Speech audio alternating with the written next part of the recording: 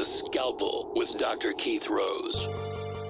Cutting down to the truth through history and experience. The Scalpel is proudly sponsored by Z-Bones Bone Conducting Headphones. Learn more at zbones.io. Subscribe to The Scalpel wherever you listen to podcasts. Follow us on Instagram at The Scalpel Podcast, on Twitter at The Scalpel Edge. Email kfr@scalpeledge.com or the website scalpeledge.com. The next episode of The Scalpel starts now. What are you waiting for?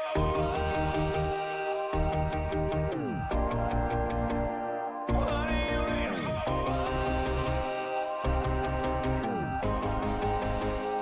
Are you waiting on a lightning strike? Are you waiting for the perfect night? Are you waiting till the time is right?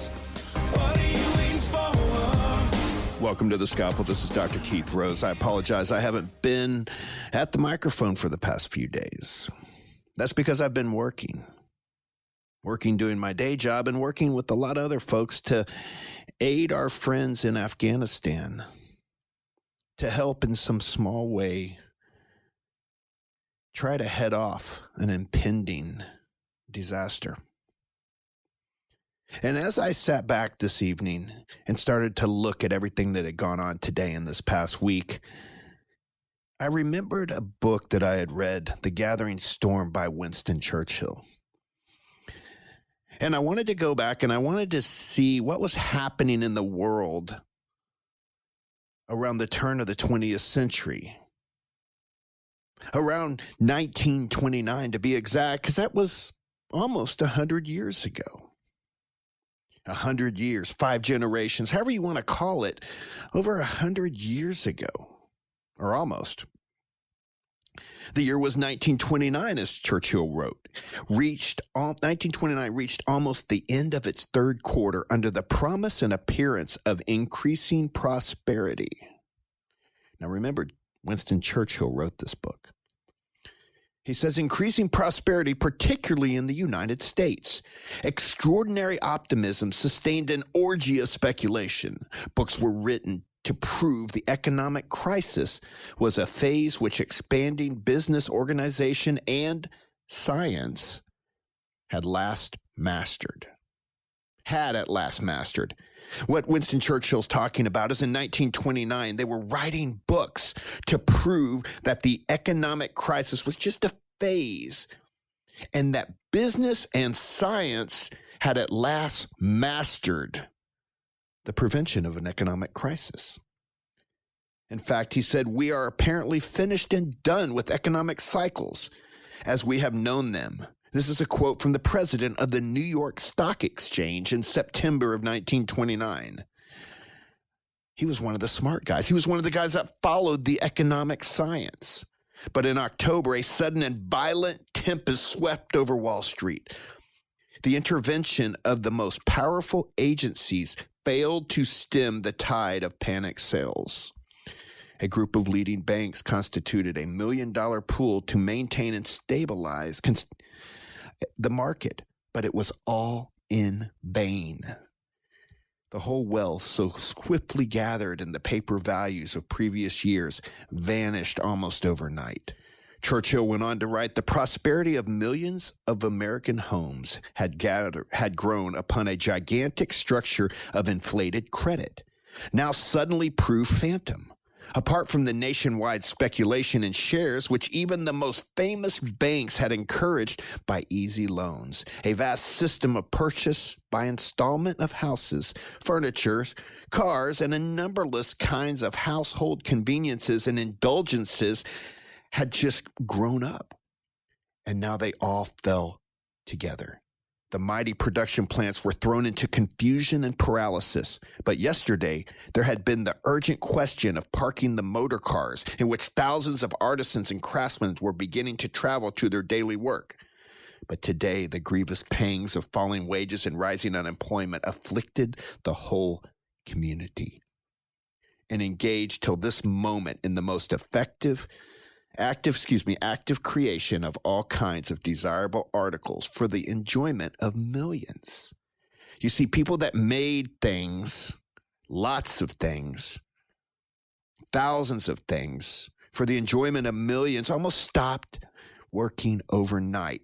20,000 local banks suspended payment. The means of exchange goods and services between man and man was smitten to the ground, and the crash on Wall Street reverberated in modest and rich households alike.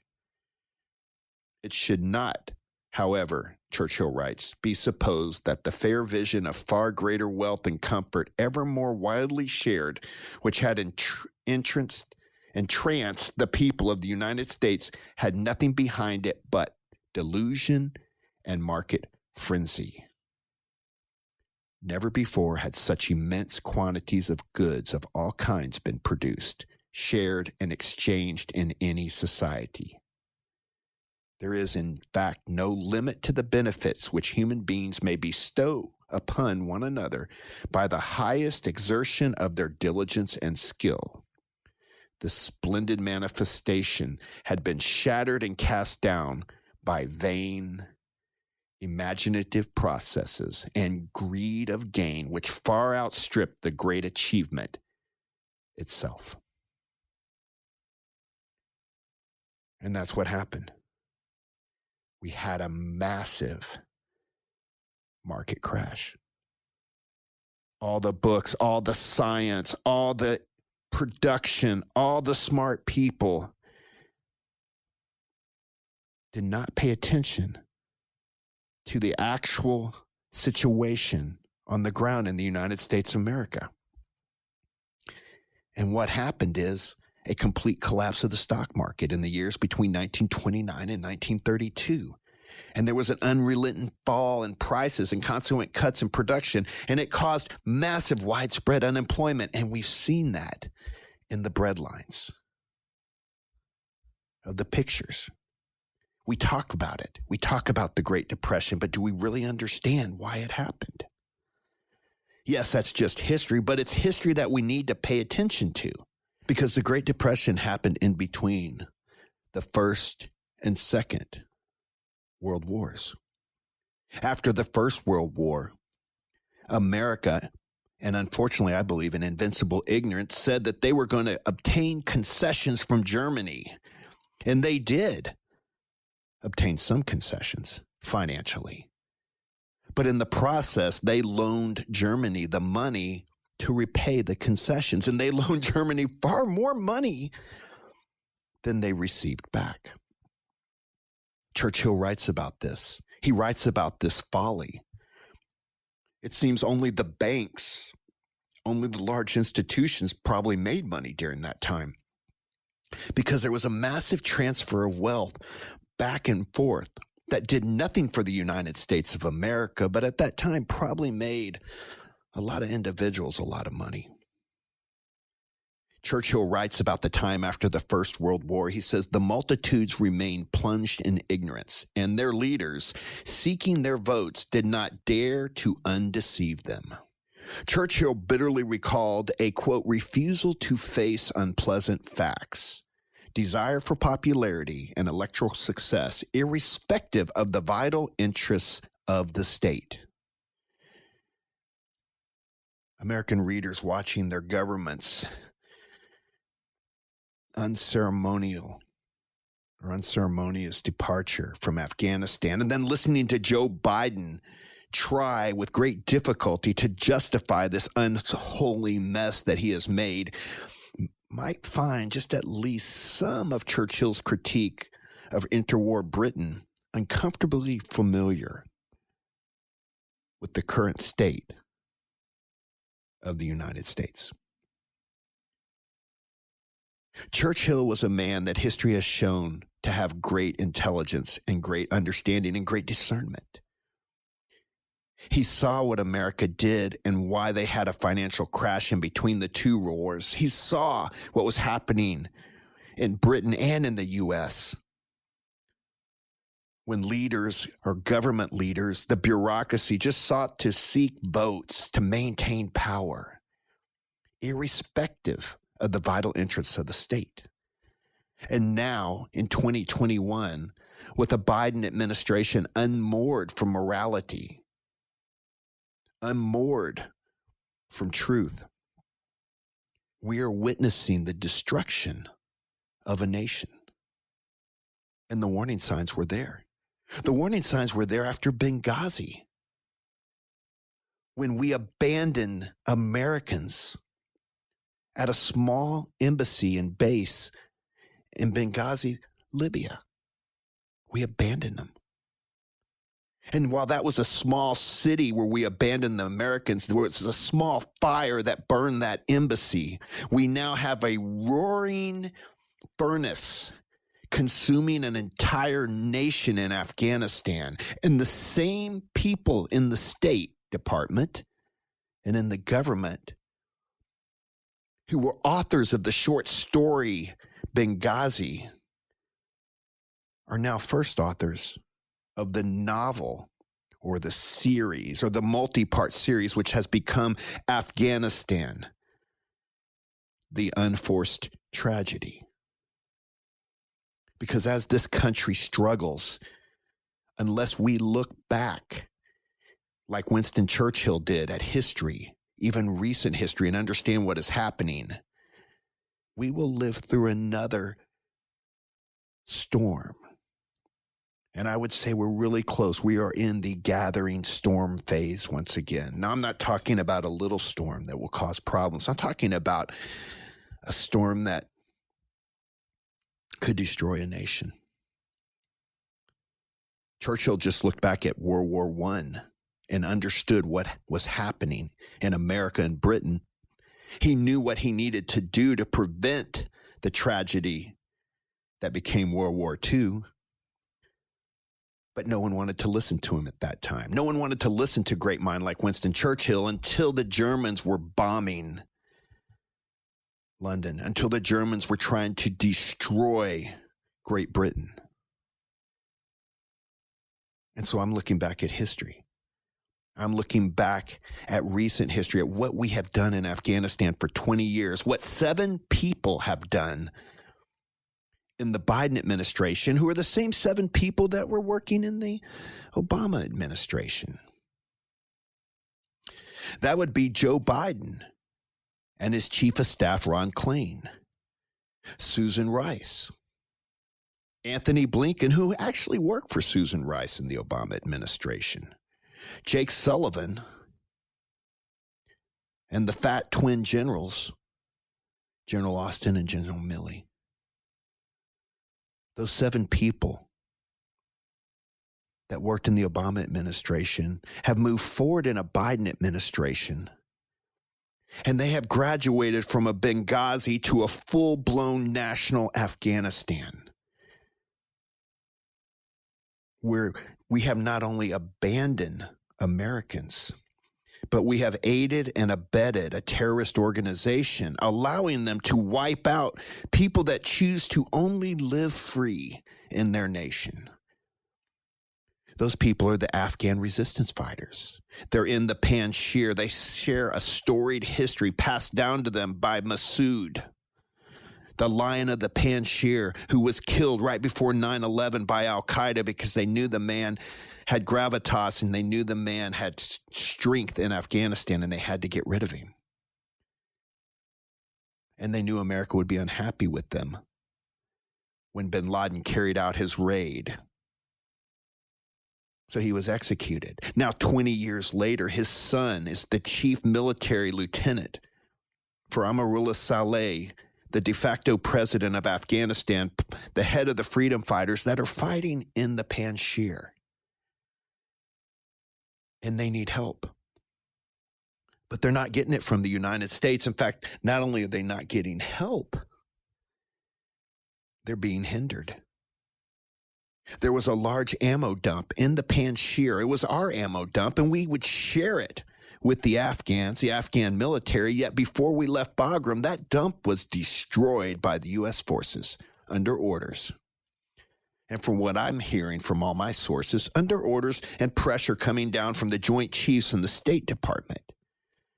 The same people that told them to destroy the ammo depot that the fighters in the Panjshir region of Afghanistan could use to fight against the Taliban, the same people abandoned billions of dollars of equipment and millions of rounds of ammunition in Bagram The Taliban didn't take it from them. We just abandoned it, and they walked in and picked it up. And now they, right at this moment, are making a hard move, or they just did an hour ago, into the Panjshir Valley on the Somali plains. I happen to have it on good authority that while it was a very hard hit on the freedom fighters were able to repel it this time. But they are hurting. They are hurting because they are being attacked by a terrorist organization using our weapons and our technology to destroy them. These are the same men that we supposedly supported and that worked with us against the Taliban for 20 years. Let that sink in. I was sent a video earlier today where Taliban leaders, Iranian officers, and Pakistani personnel were meeting in Afghanistan on the other side of the border in a place called Spinbolk. And they were meeting in an area that is known for heavy drug trade and transportation. The reason it was so interesting is there were two groups of Iranian officers there. One was just regular Iranian guard, and the other one was wearing a naval uniform from Iran. That man in the video was a little out of place, being so far inland and in Afghanistan. Someone from the Iranian Navy, but it's really not out of place if you understand that from a lot of reports that I've been receiving for over a year and a half, the Iranians have been moving large amounts of heroin, processed heroin from Afghan poppies off the coast of Baluchistan in IRGC fast boats to rowboats, to where they could be distributed around the world, these drugs. So I guess this meeting yesterday in Afghanistan must have been important to secure some financial backing and understanding of who was going to handle those routes and transportation. And they're doing it out in the open. And an important note, China is now expanding its embassy in Kabul. When the Taliban took over, China is adding people and expanding their embassy. That's open news reporting. And with the malfeasance that I have seen during the past 20 years by our generals, failing to complete a strategic objective on the battlefield or in the country, but absolutely completing their personal objective, which is to retire with a good pension, get a board seat, and be a part of the military-industrial complex and pad their own career at the expense of success on the battlefield. I mean, I look back and just shake my head when General G.C. Marshall relieved and discharged from the service 48 flag rank officers less than 2 weeks after Pearl Harbor. See, I look back and see that, and I don't understand why no general has been fired that I can remember in the past 30 years plus.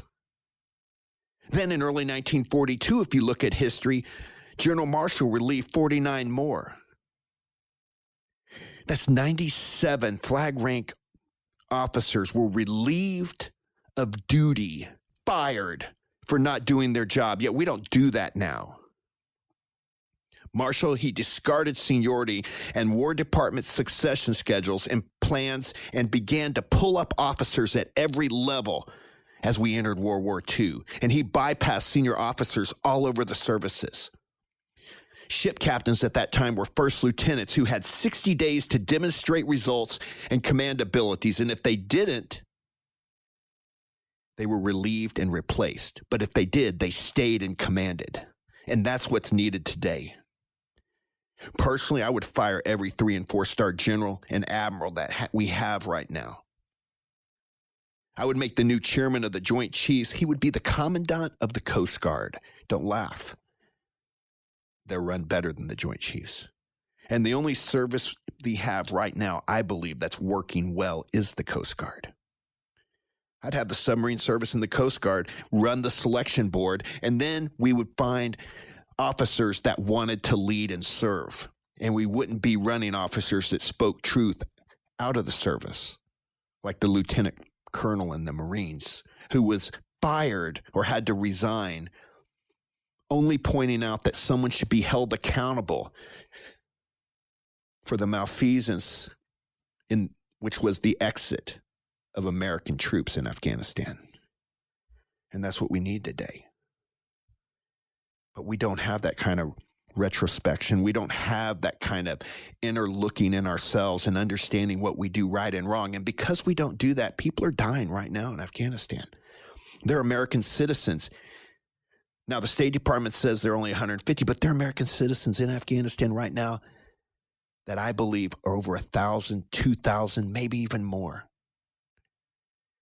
But the State Department doesn't want to talk about it. You know, the unmagnificent seven want to ride on to their next failed Western or whatever they do. They want to ride on to, hey, let's watch out for the white terrorists here in the United States, while the actual terrorists and Al-Qaeda and the Haqqanis and other terrorist organizations coalesced in Afghanistan, and they're creating basically a terrorist super state right under our noses. But we're actually giving them money too. We're giving them money like we gave Germany back after World War I. And nothing could have gone wrong there because, you know, we got Adolf Hitler in World War II. What we're doing right now is immoral. We have the State Department creating a terrorist superstate, and we don't have anyone standing for the truth in a position of authority. I do want to thank God for all those veterans, all those retired veterans that have pitched in and are trying to help the American citizens and the Afghans that worked with us that are in need. And they're working around the clock. That I can tell you from firsthand experience. But where we are right now, we have many of us, we just tend to look at events, policies, politicians as foolish, stupid, mistaken, lacking common sense, etc. But maybe we Americans need to view them as willfully and intentionally destroying the country we live in so that it can be remade into a Marxist utopia. Because that's what I'm seeing. And whether they are bumbling idiots or steely-eyed practitioners of destruction, the results are the same. And it's time to treat them not as fools, but as people with both lack of common sense and intentionally ruining our country and our lives. Let's just call it what it really is and start demanding of our family, friends, neighbors, and elected officials to stand against the big just poo drama that has become a daily menu of destroying the freedoms that we hold so dear. Because they definitely destroyed freedoms that people had in Afghanistan. I mean, just think about it. Democratic presidents and representatives since Jimmy Carter have supported terrorists. It's a long list. Arafat, the Ayatollahs, Muslim Brotherhood, Taliban, and so on. They have paid them with taxpayer dollars. That's your money and mine. And they arm them, and they stand in the way of anyone who would stop them from these policies. Afghanistan is just the latest example. Democratic politicians and presidents have opened our borders to criminals, drug lords, human trafficking. Obama's Fast and Furious gave guns and money to the Mexican drug cartels.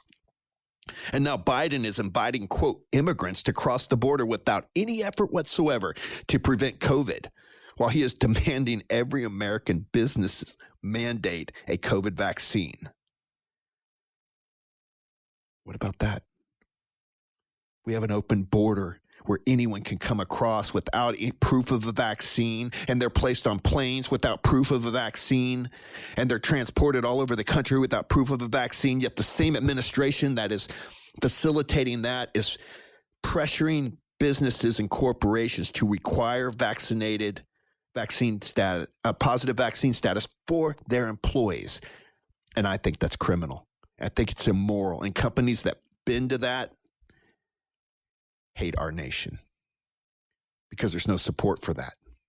And Americans are being badgered to get a vaccine that doesn't prevent the disease and loses its efficacy after 8 months, according to the vaccine maker. And And it doesn't prevent you from getting the disease. It doesn't prevent you from spreading the disease. And the only efficacy it loses after 8 months is, quote, the ability to make you feel better when you get sick. And people who get the vaccine not only can contract COVID, but they can pass it on to others unknowingly because we're seeing, quote, shedding with this vaccine. And common sense would tell you, wouldn't it be better to just embrace those who offer an alternative to the mainstream, quote, science? You know, that same science that was so popular back right before the great stock market crash, that economic science, all the masterminds that said, oh, this will work till it doesn't. There is an alternative to that mainstream science that may work to prevent or treat this disease much better, rather than ostracizing people like this government's trying to do now, our government. And we should rally together and consider every option to fight this pestilence, because that's what it is. The deep state, the State Department, unscrupulous politicians are a pestilence and a plague on this nation. And there's more. The same plague wants to defund the police and watch crime soar. They allow sexual deviance into school systems to confuse and evangelize children. And they're creating historic debt and raising taxes on everybody while lying to people saying you are only going to tax the rich. This pestilence is labeling Christian practices as those that lead to domestic terrorism, while simultaneously they celebrate Marxist rioters by calling them protesters, and then they crack down on gun ownership while arming terrorists with assault weapons. These insane actions are committed not only by fools, but by leaders trying to intentionally destroy America. And until we call it out for what it is, they will continue to sprint down this path that can only lead to tyranny. And like I said before, I think we need to go before the Lord. I think we need to repent and say we made a mistake. Psalms 28, 2-4 says, hear the voice of my supplications when I cry unto you, when I lift up my hands towards your holy oracle. Draw me not away with the wicked and with the workers of iniquity, which speak peace to their neighbors, but mischief is in their hearts. Give them according to their deeds. Yes, I cry out to the Lord each day, foolish or intentional. The destruction is the shame. And I cry out to the Lord every day. So as Americans, let's come together. Let's recognize our past and understand it and study our true history in order that we can forge a future that is based and founded on freedom. And the only way we're going to do that, the only way we're going to prevent this gathering storm from turning into a real man-made disaster, is to call it what it is and then do something about it. Be peaceful, but make your voice heard. In Afghanistan right now, the Taliban don't represent a large portion of the population. If the population were to all rise up at once, they could really shut down the Taliban, but they don't, because the Taliban uses the media. It uses fear and intimidation to cow the Afghan people. They do it violently. Here in the United States, they just do it through corporations, through the mainstream media, through pop stars, through sports heroes, popular sports figures, Hollywood. But if we want to still live in the greatest, freest nation in the world, we're going to have to come together. We're going to have to point out the lies, the deception, and call it for what it is. That is the only way that we'll be able to keep freedom rolling. Head high, protest line, freedom scribbled on your sign. Headline, New York Times, standing on the edge of a revolution. Hey, hey, just obey your secret safe with the NSA. In God we trust, or the CIA, standing on the edge of a revolution.